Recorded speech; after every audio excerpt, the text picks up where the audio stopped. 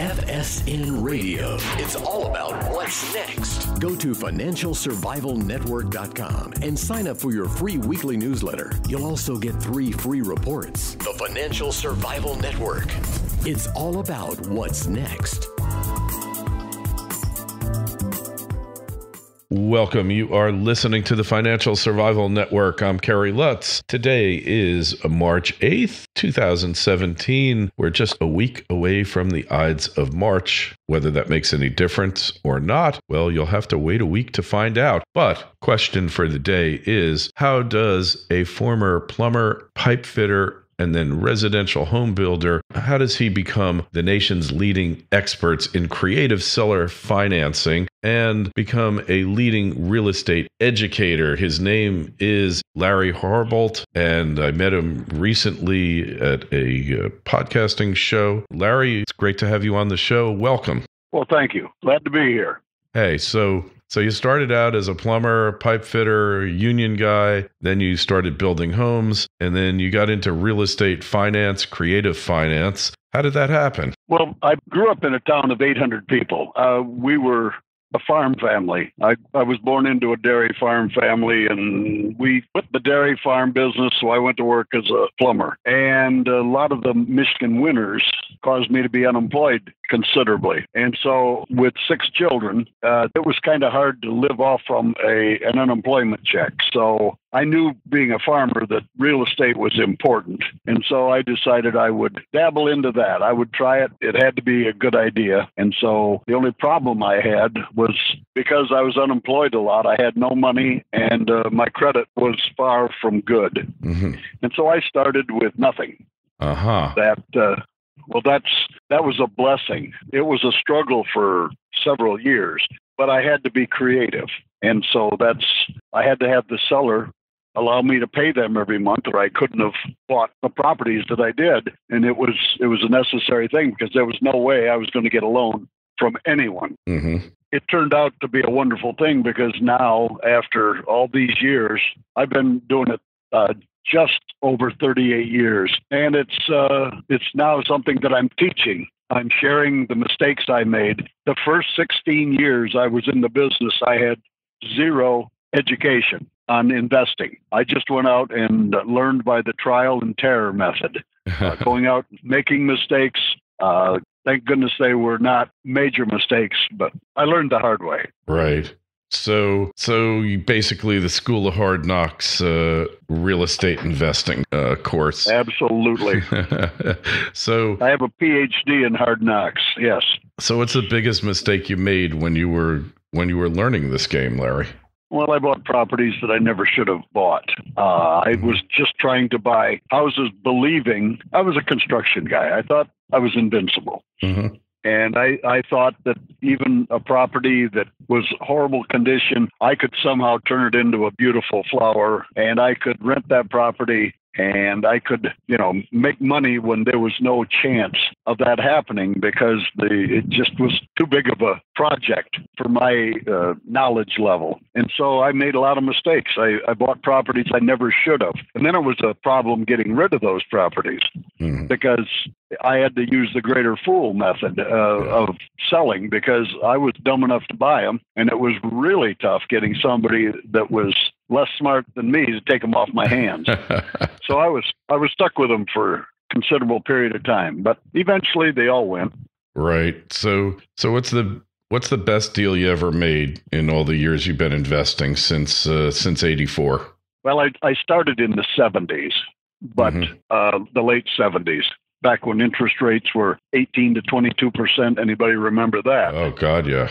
Volcker days. And in Michigan, interest rates, if you did a land contract, which is where you pay the seller every month, if it was real estate related, the most interest they could be charged was 11%. So I was doing land contracts at 10 and 11% when everyone else that was getting institutional financing was paying the high interest rates. And so that allowed me to have lower payments, which allowed me to rent the properties, and I could cash flow most of them. because without cash flow, as far as buying and selling, my problem was I didn't have the money to gold plate them so I could turn around and sell them retail. And at that time, I didn't know what I was doing. So I thought I had to live on the cash flow I got from the rental properties I had. And I still do that. I still think that's the way to create wealth in real estate, is let someone else get up, go to work every day to earn money, to give you in the form of rent, to pay for your assets, your houses. Because if you buy them right, those rentals should never cost you a penny. The tenants pay for them. Eventually, you look like a genius and you've accumulated some wealth. Right. You'll never do it buying, fixing, and flipping. You may have a good living and a good lifestyle, but when you buy, fix, and sell quickly, you pay the highest taxes that we have. It's no different than taxes from a job. And so you lose a major portion of that profit. And that's money you can never reinvest. At least with the seller financing, you only pay taxes on the 12 payments that the seller receives in a calendar year. Right. They spread it out. They spread it out over the term, the taxes. So it can be a better deal. Yeah. So the key is, and then it's a capital gain too, right? So it's an installment sale and a capital gain. Correct. Right. If you've had it, but it's long term. Right. A long-term capital gain. Yeah. They only pay the capital gains on the 12 payments they receive in a calendar year. Right. I see. Yeah. Instead of in the year of the sale.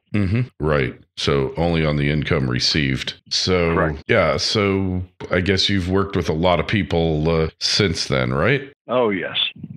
I teach nationally, and it's one of the blessings of my life. If it hadn't been for some wonderful people helping me learn the business, I wouldn't be where I'm at today. And I just feel at almost 70 years old, it's time for me to share that with other people. Right. And to me, it's a real blessing to do that, because I meet some of the greatest people that just want to do better for their family. And the real estate can do that for them. Right. Yep. Absolutely. I mean, my best scores, other than a couple of businesses I've had, have always been in real estate. Right.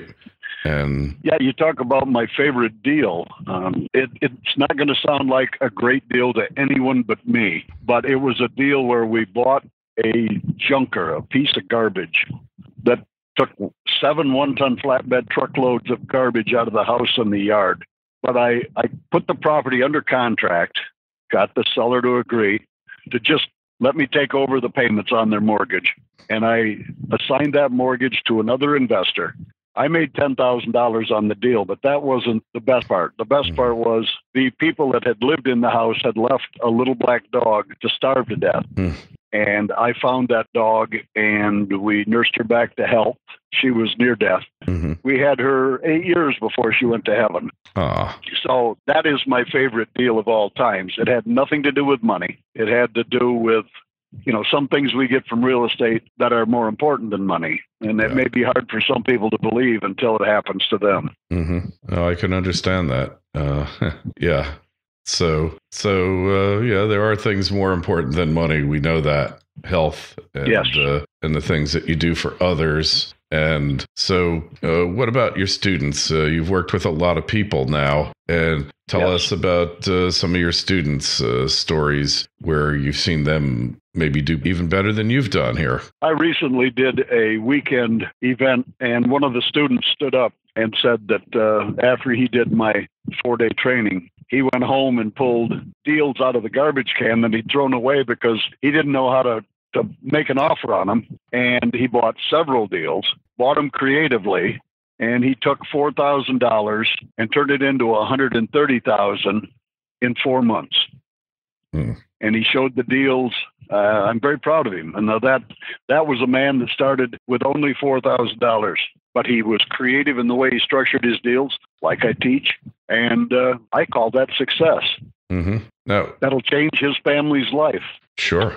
Now, with owner financing, right? You're getting the person who owns the property to finance it. Does that go on? Well, they're allowing me to buy their equity in monthly installments. They are not financing it.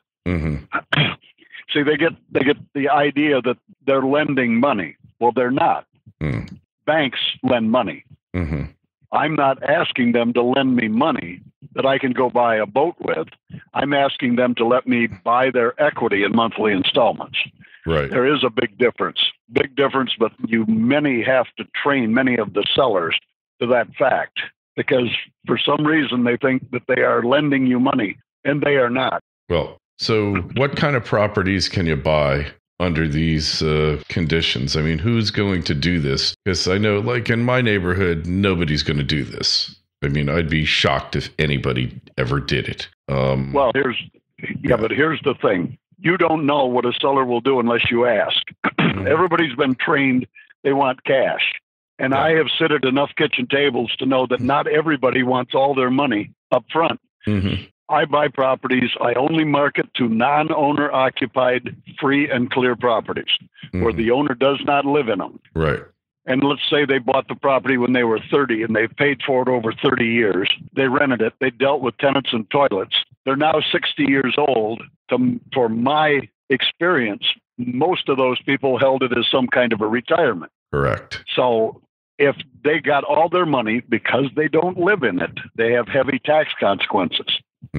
If they did live in it, IRS Section 121 says that if you live in it any 2 of the last 5 years, a single person can take up to $250,000 of their gain tax-free. A couple can take up to $500,000 of their gain tax-free. Correct. So they have no tax consequences in many cases if they live in it. In the market that I work in, the Tampa St. Petersburg market, we have a lot of properties, thousands of them that are, in the $80,000 to $200,000 market. So it's a blue collar area. Right. So most of my properties I'm buying from blue collar people or selling. But these people that don't live in the property, they're going to get killed in taxes. And then what are they going to do with what money's left? Put it in the bank at less than 0.5%?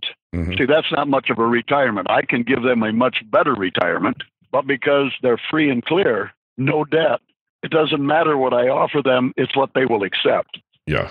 Price or terms.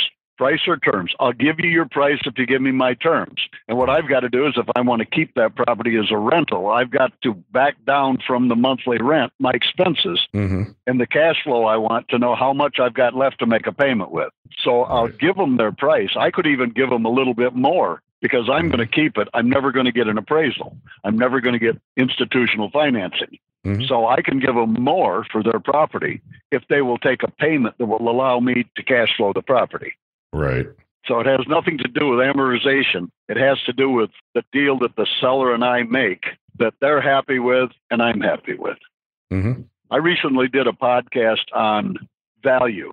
Value has nothing to do with dollars. I tell the story that a friend of ours owned a property in New Hampshire and the taxes come due on it. She didn't have any money. So she was stressed about that. She met a real estate investor. They sat down and talked. He offered her a used laptop computer for her property in New Hampshire. Yeah. And she quickly took it. She immediately took it because she was struggling to make money. She was unemployed. With that computer, she could start her own paralegal business, which she did to earn money. And she got rid of a vacant property that was costing her money every year. So dollars had nothing to do with value. It had to be with what the parties liked more than what they were giving up. And that's the key to seller financing. When you talk to a seller, you must give them something they like more than what they're giving up, or the transaction will never happen. And it doesn't have to be money. I heard a story. This was not my deal, but a friend tried to buy a property. He would go back to New England to his family every year. And this one property he wanted to buy, every year he would make an offer to the seller. And the seller on the 23rd year said, I sold that property. And my friend said, why did you sell it? I'd been making you offers for years. And the guy said, well, you never offered me what I wanted. My friend said, well, what did you want? He said, we bought that property years ago so that this year is going to be my wife and my 50th anniversary. I sold it. The buyer is going to make one single payment every year on June 1st, which is our anniversary, of $6,000, so we can take a luxury cruise on our anniversary. That's what we wanted. Yeah. But you see, my friends never asked. That's the key. Yeah. And negotiating is a lost art. Everybody makes their offers to real estate agents. I do not. I talk to people directly. Yeah. You ask the questions. Where do you plan to go? What do you need the money for? Why are you selling a lovely house like this? Even if it's a dump. You've got to have the answers. Yeah. What is it you need? And I always ask, what are you willing to accept other than cash? Because I found nobody wants cash. They just think they do. They don't want pieces of paper with green ink on it. They want what that cash can do for them. Right. But they don't want cash. They're not going to pile it up on their kitchen table and sit and look at it. So if you can find out what they need, you can make a good deal. And many times, whatever that need is, you can buy or control for less money than what they believe it's valued at and build in extra profit in your deals. All right. Well, really fascinating, interesting, and you've been doing it for so many years now. So obviously there's something to it. People want to find out more about what you're doing, contact you, find you on the internet. How's the best way to proceed here, Larry? Well, number one, you can go to my website, Larry Harbolt, HARBOLT.com. You can listen to my podcasts, which are teaching podcasts, every week on The Real Deal Podcast with Larry Harbolt. We're on iTunes, Stitchers, and there's a button on my website. If you're ever in the St. Petersburg, Florida area, on a Monday night, I run a weekly meeting I've been doing for over 17 years, every Monday, including holidays. We were there last year, Memorial Day, Labor Day, 4th of July. We still have a meeting. It's a network meeting, people pitching properties, people looking for properties. It's been successful for years. So if you're ever in town, please, you're welcome to stop by. There's no charge, and you can find out where it is on my website. All right. And you'll find a link to Larry's website, as always, in the show notes to this interview. If you got any questions for Larry or myself on this interview, any others, send an email to kl@kerrylutz.com. That's kl@kerrylutz.com. Our Twitter feed is @KerryLutz. And our Facebook page is Financial Survival Network. And Larry, it's been real interesting speaking with you. We'll definitely talk to you again in the future. Thanks so much for coming on. Wish you the best of luck. Thank you very much for having me. FSN Radio. It's all about what's next. Go to financialsurvivalnetwork.com and sign up for your free weekly newsletter. You'll also get 3 free reports. The Financial Survival Network. It's all about what's next.